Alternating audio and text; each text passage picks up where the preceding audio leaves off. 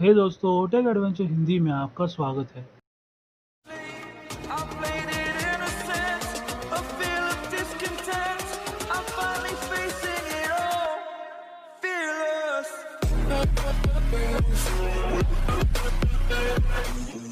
आप खुफिया एजेंसी के बारे में तो जानते ही होंगे, जैसे भारत की रॉ, अमेरिका की CIA और ब्रिटिश की MI6। लेकिन क्या आप इल्यूमिनाटी के बारे में जानते हैं? शायद नहीं, क्योंकि दुनिया के अधिकतर लोगों ने इनका नाम तक नहीं सुना। यहाँ तक कि इल्यूमिनाटी का जन्म जहाँ हुआ था, वहीं के अधिकतर लोगों ने इसका नाम तक नहीं सुना। तो चलिए जानते हैं कि आखिर इल्यूमिनाटी क्या है और इसकी शुरुआत कहाँ से हुई थी। असल में इल्यूमिनाटी 18वीं सदी की खुफिया संगठन थी, जिसके बारे में कहा जाता है कि ये कई देशों में आज भी सक्रिय है और खुफिया बैठक करते हैं।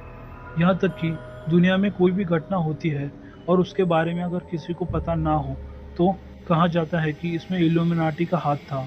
इसी वजह से इसे खुफिया संगठन माना जाता है। कुछ लोग मानते हैं कि 18वीं सदी में हुए फ्रांस की क्रांति के पीछे इल्यूमिनाटी का हाथ था। इतना ही नहीं, कुछ लोग ये तक मानते हैं कि अमेरिका का राष्ट्रपति जॉन एफ कैनेडी की हत्या में इस संगठन का हाथ था। 22 नवंबर 1963 को उनकी हत्या कर दी गई थी।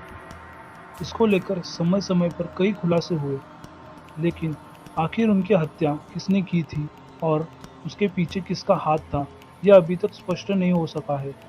माना जाता है कि उनकी हत्या के समय उनके आसपास एक महिला दिखी थी, जिसके हाथ में कैमरा जैसा दिखने वाला पिस्तौल था। उस महिला को द बबूश्का लेडी के नाम से जाना जाता है। अब ये महिला कौन थी, इसके बारे में आज तक किसी को कुछ पता नहीं चल पाया है। माना जाता है कि इल्यूमिनाटी की शुरुआत जर्मनी के बावरिया सेबू में स्थित एक छोटे से शहर इंगोल्स्ताद में हुई थी। वर्ष 1776 में इंगोल्स्ताद यूनिवर्सिटी के प्रोफेसर एडम वीशॉप ने इसकी शुरुआत की थी, जिसका नाम उन्होंने ऑर्डर ऑफ इल्यूमिनाटी रखा था। कटपथ से आज़ाद एक नई दुनिया की स्थापना करना चाहते थे, जहां मजहब की दीवार ना हो और सबको बराबरी का हक मिले। प्रोफेसर वी शॉप की लिखी हुई किताब आज भी इंगोल्स्ताद में म्यूजियम में सुरक्षित रखी हुई है। इस किताब में उन्होंने अपने काम के बारे में बताया है कि खुफिया संगठन इल्यूमिनाटी की शुरुआत करने के पीछे उनका मकसद क्या था।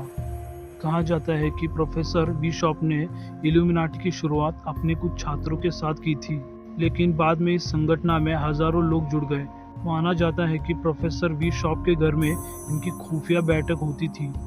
हालांकि यह संगठन बनी तो थी खुफिया तरीके से, लेकिन कुछ ही दिनों में इसके बारे में स्थानीय सरकार को पता चल गया और उन्होंने इस पर पाबंदी लगा दी। साथ ही प्रोफेसर बी वॉस्ट को दूसरे शहर भेज दिया गया था, ताकि वो फिर से संगठन को बनाने की कोशिश ना करे।